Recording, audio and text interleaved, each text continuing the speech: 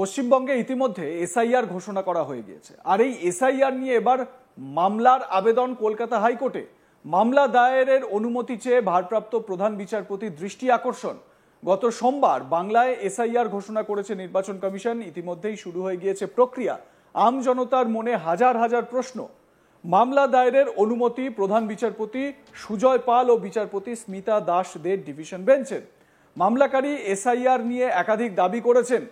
আদালতের ডিভিশন বেঞ্চে এ বিষয়ে আবেদন জানানো হয়। আবেদন করেন বাম আইনজীবী পিন্টু করার। তার আবেদনের সারমর্ম এই যে ভোটার তালিকা সংশোধনের পুরো প্রক্রিয়াটি আদালতের তত্ত্বাবধানে করা হোক। পিন্টু করারের দাবি, সংশোধন প্রক্রিয়াকে কেন্দ্র করে অনেক অনিয়ম হচ্ছে, তাই আদালত সরাসরি পুরো বিষয়টি দেখভাল করুক।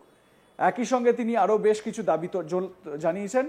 বিক্ষোভ আন্দোলনকারী বা আবেদনকারীর দাবি, আদালতের নজরদারিতে হোক এসআইআর প্রক্রিয়া, এসআইআর এর সময়সীমা বৃদ্ধি করা হোক, কেন এসআইআর করা হচ্ছে, প্রয়োজন কি এসআইআর এর, সেই বিষয়গুলো নিয়ে আলোচনা করা হোক।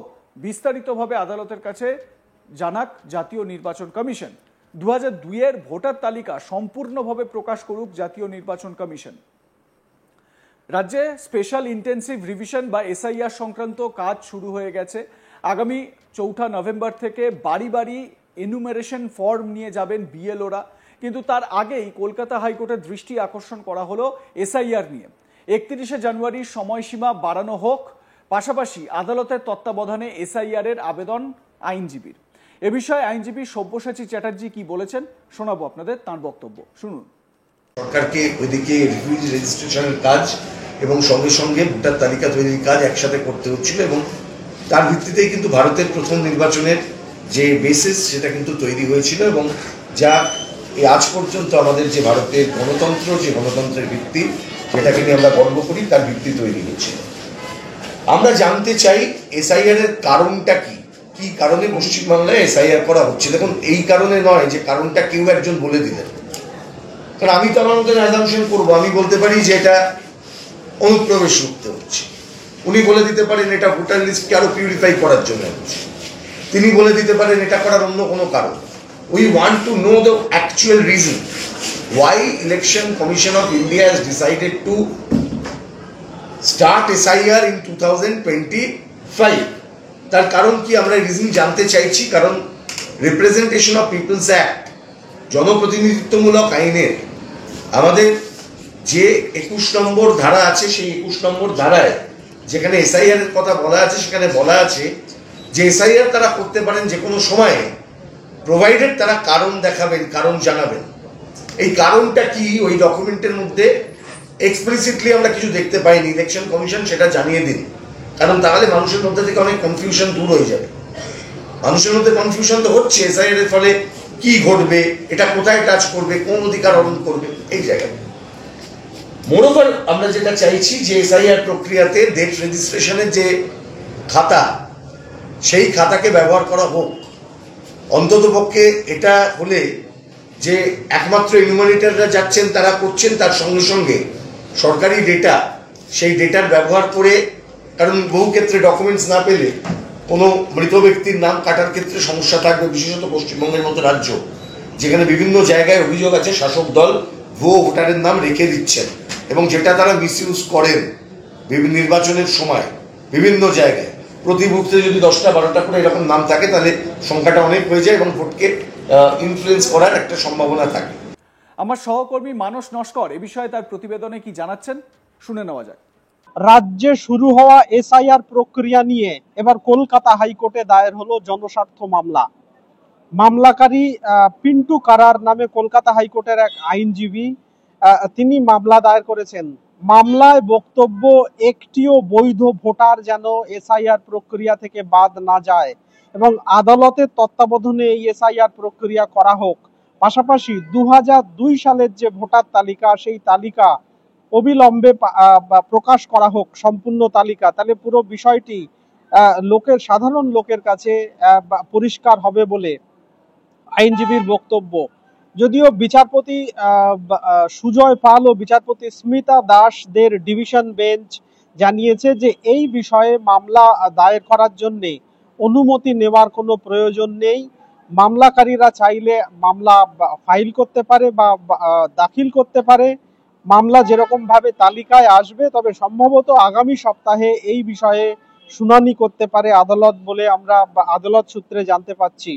মামলাকারীদের মূল বক্তব্য যে 2002 সালের যে তালিকার কথা নির্বাচন কমিশন বলছে, সেই তালিকা অবিলম্বে প্রকাশ করা হোক, ফলে কাদের নাম রয়েছে কাদের নেই সেই বিষয়টি পরিষ্কার হবে। একই সঙ্গে আদালতের তত্ত্বাবধানে এই কাজ করা হোক এবং কেন এসআইআর প্রক্রিয়া করা হচ্ছে সেই বিষয়ে আদালতের কাছে জবাবদিহি করুক কেন্দ্রীয় নির্বাচন কমিশন।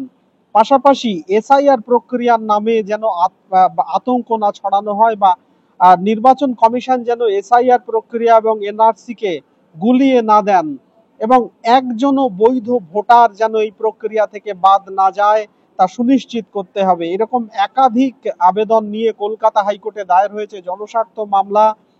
কলকাতা হাইকোর্টের ভারপ্রাপ্ত প্রধান বিচারপতি সুজয় পাল ও বিচারপতি স্মিতা দাসদের ডিভিশন বেঞ্চে দায়ের হয়েছে এই মামলা। আগামী সপ্তাহে বিষয়টি শুনানি হতে পারে বলে আমরা আদালত সূত্রে জানতে পারছি। প্রসঙ্গত, এর আগে বিহারে এসআইআর প্রক্রিয়া অলরেডি সম্পন্ন হয়েছে এবং বিহারে নির্বাচন বলা যায় যে আসন্ন। পাশাপাশি নির্বাচন কমিশন কয়েকদিন আগেই ওয়েস্ট বেঙ্গল অর্থাৎ পশ্চিমবঙ্গ সহ দেশের বেশ কয়েকটি কেন্দ্রশাসিত অঞ্চল ও রাজ্য নিয়ে মোট 12টি রাজ্যে এসআইআর প্রক্রিয়ার কথা ঘোষণা করেছে।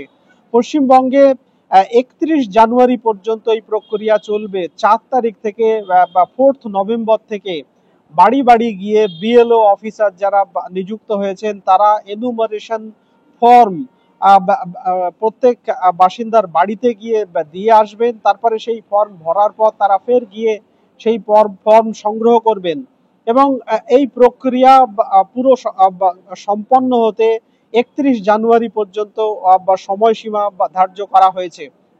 তারপরে 7 ফেব্রুয়ারি ফাইনাল বা বলা যায় যে চূড়ান্ত তালিকা প্রকাশ করা হবে। আইনজীবীদের বক্তব্য এই সময়সীমা বাড়ানো হোক, কারণ বহু নাগরিকই রাজ্যের বাইরে, সাধারণ মানুষ, পরিযায়ী শ্রমিক থেকে সাধারণ মানুষ, বহু লোকজন তারা রাজ্যের বাইরে থাকেন। পাশাপাশি যে সময়সীমা দেওয়া হয়েছে এই সময়সীমা পর্যাপ্ত নয় বলে আইনজীবীদের বক্তব্য। কলকাতা হাইকোর্ট মামলা দায়ের করার অনুমতি দিয়েছে। আপাতত আগামী সপ্তাহে সেই মামলার শুনানি হতে পারে বলে আমরা আদালত সূত্রে জানতে পাচ্ছি। যদিও সুপ্রিম কোর্টে একই বিষয়ে বিহার এসআইআর নিয়ে একটি মামলা দায়ের হয়েছিল, যে মামলায় পশ্চিমবঙ্গ সরকারও যুক্ত হয়েছিল এবং পশ্চিমবঙ্গ সরকারের সাংসদ দুজন সাংসদ তারাও এই মামলায় যুক্ত হয়েছিলেন।